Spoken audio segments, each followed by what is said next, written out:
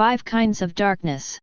Master Kuang, otherwise known as Zi, was a famous musician from Jin, one of the states so named during the spring and autumn period in China's history, from 770 to 476 BC.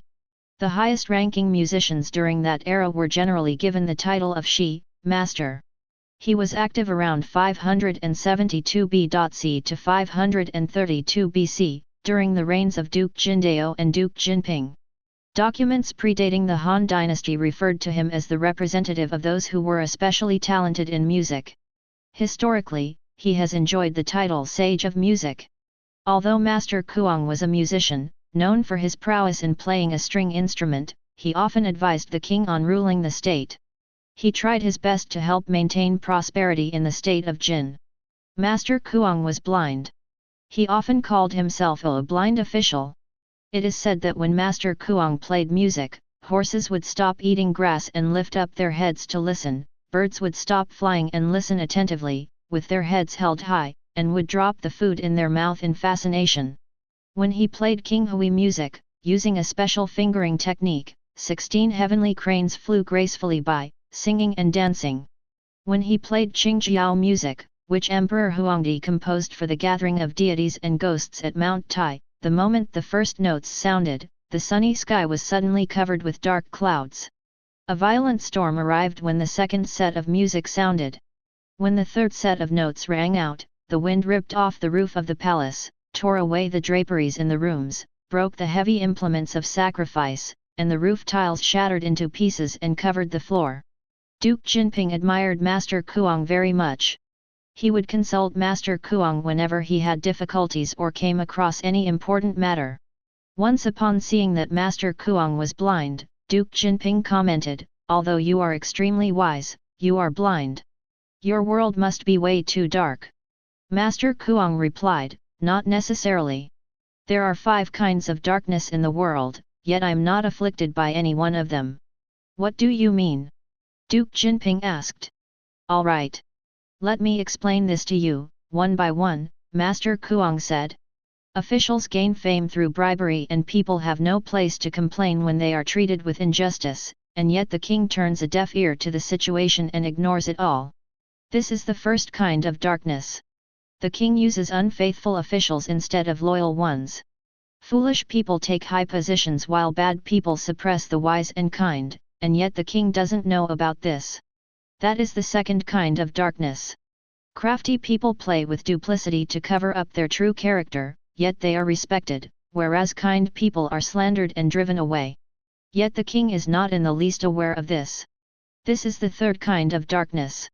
The country is poor and the people are tired, yet the king exhausts all resources to build up his military power, craving grandiose feats. He is wrapped up in flattery and refuses to wake up. This is the fourth kind of darkness. One cannot distinguish between right and wrong, the law cannot be enforced, the corrupt officials pervert the law, and the people are unable to live in peace, yet the king doesn't understand all these. This is the fifth kind of darkness. No state that has fallen into these 5 kinds of darkness has avoided collapse. In comparison, my darkness is only a tiny darkness, far from endangering the state. Duke Jinping was very touched when hearing these compassionate words. He was determined to work diligently for the state's welfare and try his best to be a wise king with moral integrity. Another time, Duke Jinping held a banquet to entertain his officials. Intoxicated by alcohol, he made such a remark, "Ha ha ha. No happiness in life can compare with that of being a king. Only the words of a king no one dares to violate." Master Kuang was sitting right next to Duke Jinping. Hearing these words, he picked up his qin, his musical instrument, and thrust it toward Duke Jinping. Duke Jinping was stunned and hurried to avoid being hit. Master Kuang's qin hit the wall. "Master, what are you doing?" Duke Jinping asked, still in shock. Master Kuang answered, "Just now a base person was talking nonsense, therefore I wanted to hit him." Duke Jinping replied angrily, "The one who made that statement was me." Master Kuang shook his head and said, "To me, that statement was not at all like what a king would say." Seeing that Duke Jinping was quite embarrassed in the presence of so many people, the officials tried to curry favor with the king by proposing one after another, Master Kuang has offended the king. He should be executed. Master Kuang stood there, with a cold smile on his lips. Duke Jinping thought for quite some time. In the end, he waved his hands and said, "Master's loyal words sound unpleasant to the ears. Let's just take this as his advice to me. Let's forget it." Master Kuang saw that the king was willing to take advice, so he often took the opportunity, through presenting his art of music, to offer advice on state affairs and did his very best to help maintain Jin's prosperity. When Duke Wuxian was driven away by his people because of his tyranny, Duke Jindao thought the people had been a bit over the top. But Master Kuang refuted his view by saying, "If a king is good, people are sure to support him. A tyrannical king makes people desperate. Why can't they drive him away?"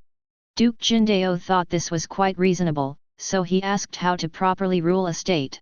Master Kuang simply said 2 words, benevolence, justice. Citizens in the neighboring states saw this and said, "Jin is a state that you cannot take lightly, for even a musician can guide the future of a state by playing the strings. We must treat such a state carefully." Qi was a very strong state at the time, and Duke Kaijin also consulted Master Kuang on important affairs. Master Kuang suggested, a king must benefit the people. Master Kuang was well regarded by the various dukes and princes as well as by the masses. In later versions of the legend, he became known as a god of music. People today believe that Master Kuang's story is just a legend. In fact, Master Kuang was a high-level cultivator. Although he was blind, his heart was calm and clear because of this. He was able to enlighten to profound principles that were beyond the capacity of ordinary people. At the same time, he was able to divine one's character from hearing one's music or singing. He also used his music to adjust the 5 elements in Duke Jinping's body, to harmonize his yin and yang and helped him recover his health. In Chinese tradition, the 5 elements are earth, fire, metal, wood, and water, which are thought to store the power of creation within a person, and are supposedly relating to the attributes of cold, heat, dryness, moisture and wind, which affect in turn the liver, heart, spleen, lungs, and kidneys. The present Chinese ruler unfortunately exhibits all 5 kinds of darkness that Master Kuang explained to Duke Jinping, to a degree of unprecedented proportions. We can often draw wisdom from stories of wise ancients. Let this story be one that helps to open the eyes of those who are following in the footsteps of such an unscrupulous and cruel ruler.